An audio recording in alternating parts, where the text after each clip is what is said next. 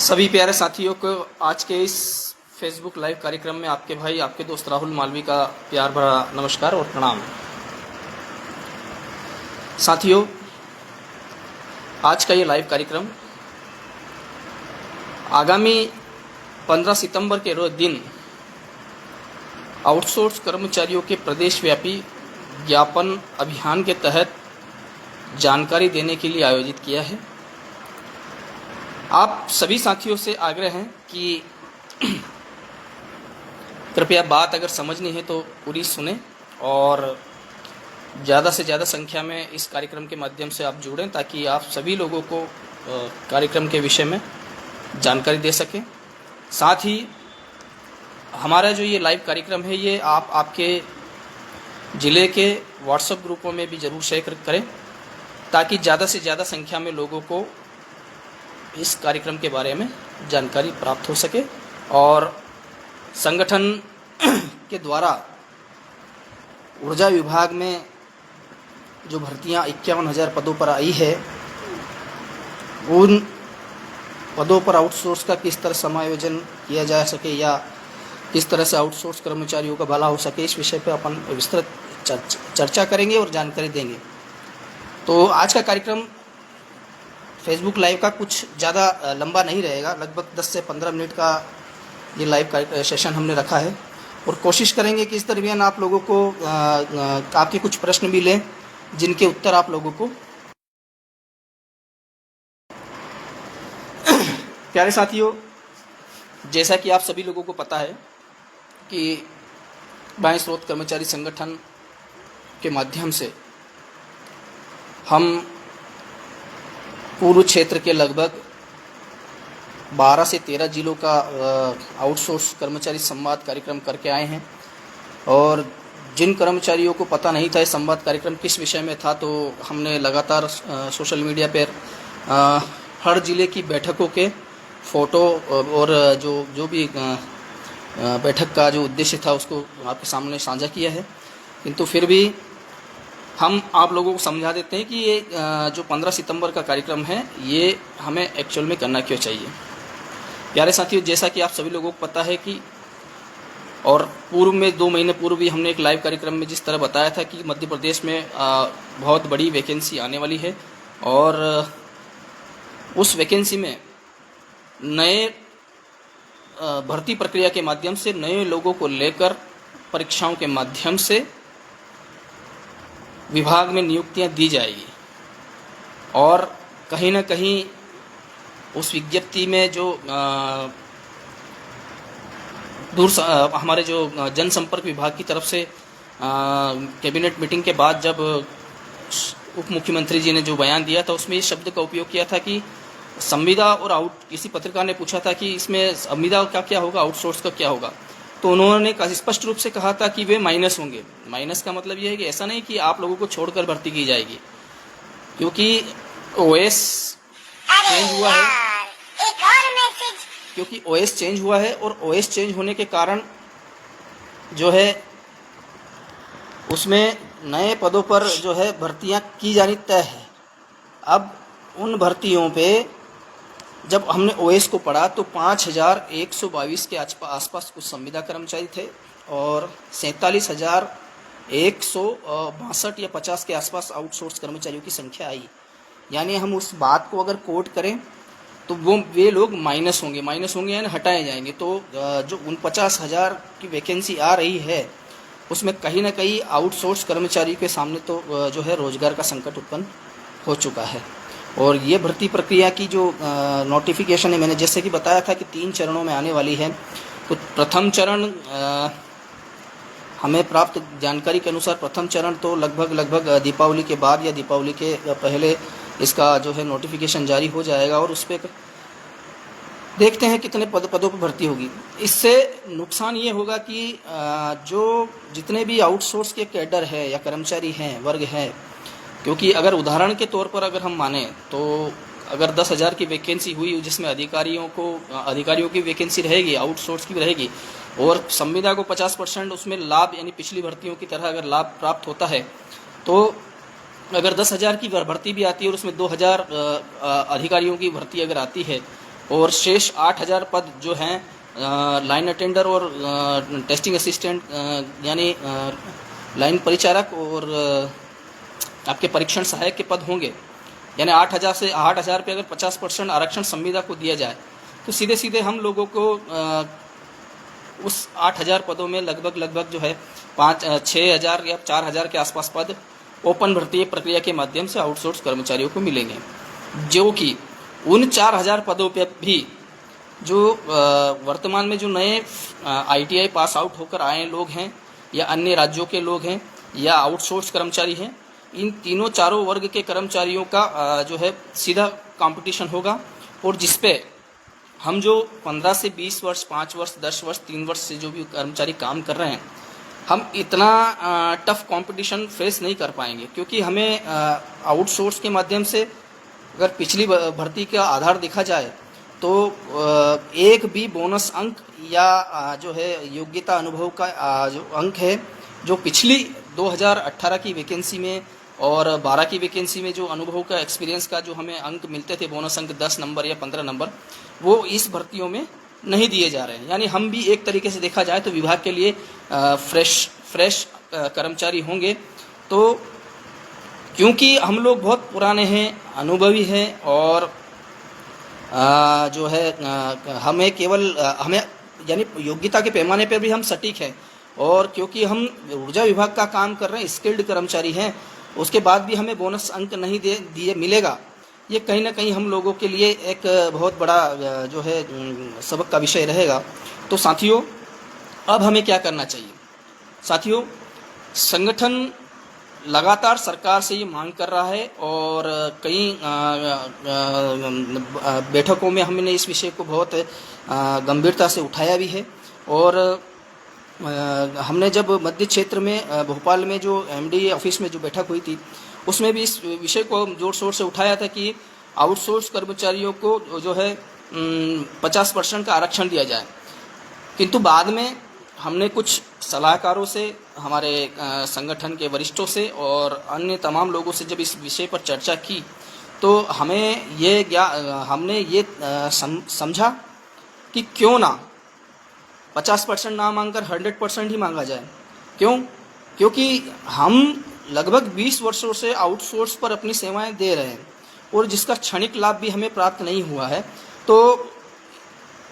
हमें इस विभाग में किस तरह से 100% का आरक्षण प्राप्त करके, या सीधे जिसको हम सीधी भाषा में कहें कि सीधे आउटसोर्स कर्मचारियों का विभागीय समायोजन करवा सके, ऐसी रणनीति पर हमने सरकार के समक्ष ड्राफ्ट भी भेजा है। और उस ड्राफ्ट में हमने बहुत सारी स्टेट और नियम और नियमावली और श्रम कानूनों का हवाला देकर आउटसोर्स कर्मचारियों को विभागीय संविलियन करने हेतु सरकार को, माननीय मुख्यमंत्री जी को, ऊर्जा मंत्री जी को पत्र लिखे हैं। अब सबसे महत्वपूर्ण बात, ये पत्र हमने लिख दिए हैं और इन पर कार्रवाइयाँ कब होगी हमें नहीं पता है, किंतु अब संगठन ने यह तय किया है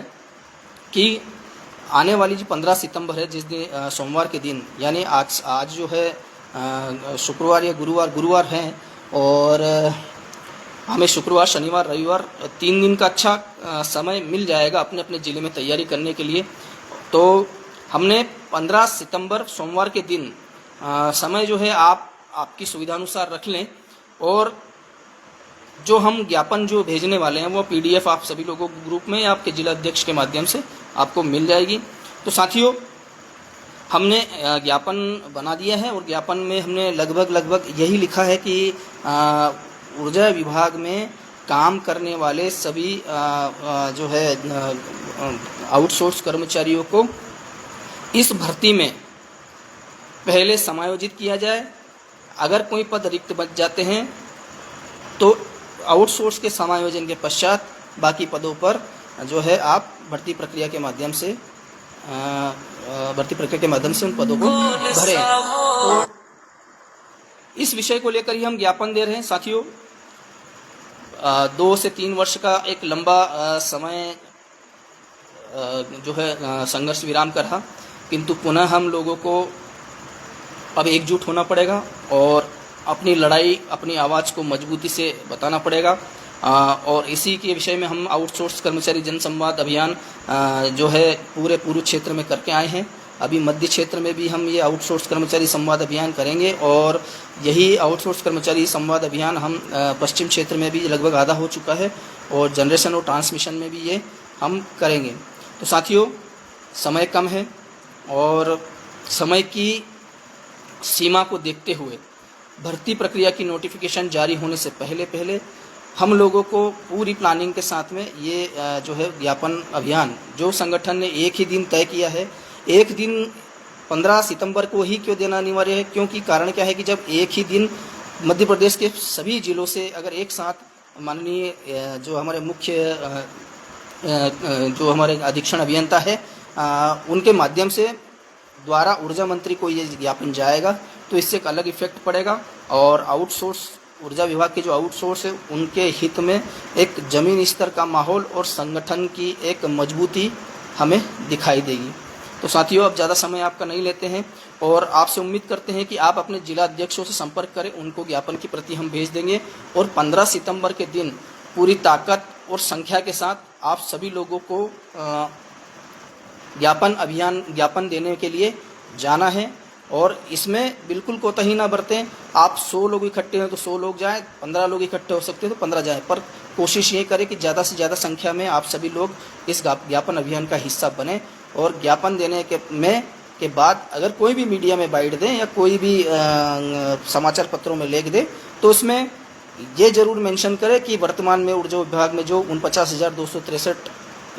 पदों पर जो स्वीकृति प्रदान की है उन पदों को पहले आउटसोर्स कर्मचारियों का समायोजन करके भरे जाएं, उसके पश्चात ही इस भर्ती में अन्य लोगों के लिए खोला जाए। बस यही आप सभी लोगों के लिए इन्फॉर्मेशन थी और यही आप सभी लोगों के बीच बात करने के लिए आज इस लाइव कार्यक्रम का आयोजन किया था। अब हम केवल 5 मिनट आप लोगों को कुछ प्रश्न लेंगे और प्रश्न लेने के पश्चात फिर इस लाइव कार्यक्रम के समापन करेंगे। आज लगभग 110 कर्मचारी जो हैं इस कर्मचारी साथी जो है हमारे इस लाइव कार्यक्रम में आज जुड़े हैं। ये आशीष सोनाकिया जी कह रहे हैं कि आउटसोर्स कर्मचारियों के लिए अलग से 50% आरक्षण होना चाहिए कि आउटसोर्स ही कर्मचारी उसमें भर्ती हों, परीक्षा दें, पर सरकार को ऐसा करना चाहिए तो उन लोगों के साथ में आए ना तो अन्याय होगा। मान्यवर आशीष जी का कहना यह है कि इस जो 49,000 पदों पर जो भर्ती आ रही है इसमें हम 50% आरक्षण की मांग करें तो आशीष जी हमने 50% नहीं, हमें पूरा 100% चाहिए। हमारे जितने भी कर्मचारी भाई हैं, हमारी बहनें हैं, हमारे केपीओ भाई हैं, हमारे मीटर रीडर भाई हैं, हमारे सब स्टेशन ऑपरेटर हैं, हमारे लाइन अटेंडर भाई हैं या लाइन हेल्पर भाई हैं, उन सभी लोगों को पहले इस भर्ती प्रक्रिया के माध्यम से विभाग में शामिल करें, विभाग से वेतन दे। इस मांग को लेकर हम आगे लड़ रहे हैं और आगे बढ़ रहे हैं। हम आप सभी लोगों से निवेदन करना चाहते हैं कि जो आशीष जी ने जो प्रश्न उठाया वो बहुत महत्वपूर्ण प्रश्न था, किंतु हम अगर 50% मांगेंगे तो हमारे 50% आउटसोर्स कर्मचारी तो बाहर रह जाएंगे। तो इसलिए हमने पूरा समायोजन या संविलियन के लिए ही जो है ज्ञापन बनाया है। और भी नरेंद्र पांडे जी जुड़े हैं, धन्यवाद नरेंद्र जी। रामू यादव जी जुड़े हैं, बहुत धन्यवाद। प्रवीण चौहान साहब जुड़े हुए हैं, जय श्री राम भाई साहब। हमारे अनिल कीर भाई जुड़े हुए हैं। हमारी शायद कमेंट नीचे स्क्रॉल नहीं हो पा रही है, हाँ कोशिश कर रहे हैं। अनिल कीर भाई जुड़े हैं और हमारे जो है नागेंद्र पांडे साहब जुड़े हुए हैं, बहुत बहुत धन्यवाद। और महेंद्र सिंह भाटिया जी जुड़े हुए हैं, जय हो विजय हो। और प्रवीण भाई का कुछ प्रश्न था, एक प्रश्न आया था, हम उसको भी कह रहे हैं। भाई यूपी में योगी सरकार, नवीन राठौड़ कह रहे हैं कि यूपी में योगी सरकार ने किया है तो एमपी में क्यों नहीं। तो प्रस्ताव देना हमारा काम है। प्रस्ताव जैसे हम प्रस्ताव देंगे, प्रस्ताव में जो सहमति बनेगी, अगर हम 100% मांगेंगे तब जाके हमें 10, 20 या 30% जो भी मिलना होगा वो मिलेगा। तो इसलिए हम तो सीधे संविलियन की बात कर रहे हैं और हम संविलियन पर ही टिके रहे, क्योंकि हम ऊर्जा विभाग के आउटसोर्स कर्मचारी हैं। हमारे साथ में जोखिमपूर्ण कार्य होता है और जोखिमपूर्ण कार्यों को करने के लिए हमारे कई साथी कई बार अपने अंगों को गंवा देते हैं, अपनी जान की बाजी लगा देते हैं या अपने घर परिवार से मतलब शहीद हो जाते हैं। तो क्यों ना हम अगर ऊर्जा विभाग रिस्की विभाग है तो यहाँ पर हम यूपी पंजाब की तरह ना मांगते हुए सीधे विभाग से वेतन दें, ऐसा संगठन सोचता है। बहुत सारे जो भाई जुड़े हुए, राज दुबे साहब, महेंद्र भाटिया जी, नवीन राठौड़ जी, राज दुबे जी, महेंद्र सिंह, नवीन राठौड़, सुरेंद्र सिंह चौहान जी, इस बार आर्या पार की लड़ाई होना चाहिए। रविकांत धाकड़, यूपी की तरह निगम क्या पॉलिसी बनाई जाए, पॉलिसी बनाई जाए। या रवि प्रकाश पटेल, यूपी में क्या है भैया? देखिए यूपी में क्या हुआ, उसमें एक आउटसोर्स कर्मचारियों की पॉलिसी बना दी गई है और उस पॉलिसी के अंडर रख कर ही कर्मचारियों से 3 साल के अनुबंध के आधार पर सेवाएं लेंगे। अब उस 3 साल के बाद उन कर्मचारियों को क्या होगा ये स्पष्ट नहीं है। सुरेंद्र यादव मोनू कह रहे हैं कि कोर्ट से स्टे ऑर्डर ले सकते हैं क्या भैया भर्ती में? देखिए पहली चीज़ तो हम सरकार से ये मांग कर रहे हैं कि जो हमारे जितने कर्मचारी हैं उनको पहले इस विभाग में शामिल करें और उसके बाद ही भर्ती भरे। अगर सरकार नहीं मानेगी तो कोर्ट से स्टे भी लाएंगे। राहुल माली साहब कह रहे हैं हड़ताल करो, डायरेक्ट संविलियन, शायद इनका प्रश्न है,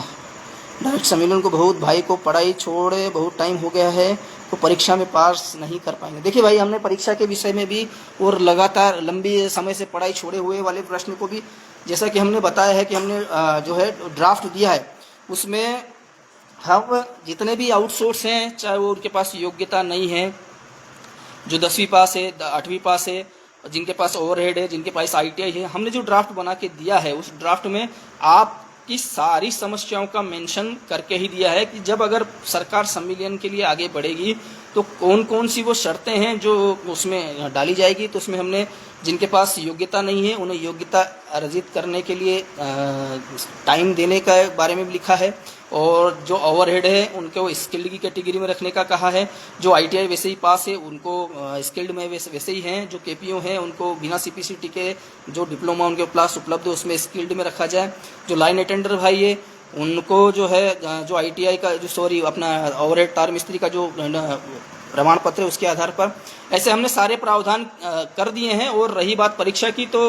ड्राफ्ट में हमने लिख के दिया है कि पहले आउटसोर्स कर्मचारियों की विभागीय परीक्षा का आयोजन कर उन्हें संविलियन किया जाए, तत्पश्चात जिनके पास योग्यता नहीं है उनको योग्यता प्राप्त करने के लिए कुछ समय दिया जाए।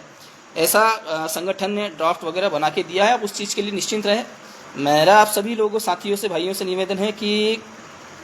जो 15 सितंबर 2025 को सोमवार के दिन जो ज्ञापन अभियान है वो अपने अपने सर्कल यानी अधीक्षण यंत्री कार्यालय पर एकत्र होकर